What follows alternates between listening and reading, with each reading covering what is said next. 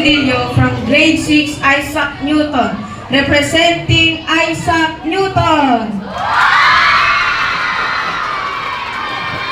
Isaac Newton is an English scientist who loves how things move and how the universe works. My greatest discovery is the discovery of gravity. Gravity is a force by which a planet or other body draws object towards the center. Gravity keeps all the planets in orbit around the sun. Gravity pulls everything downward, which is why apples fall from trees.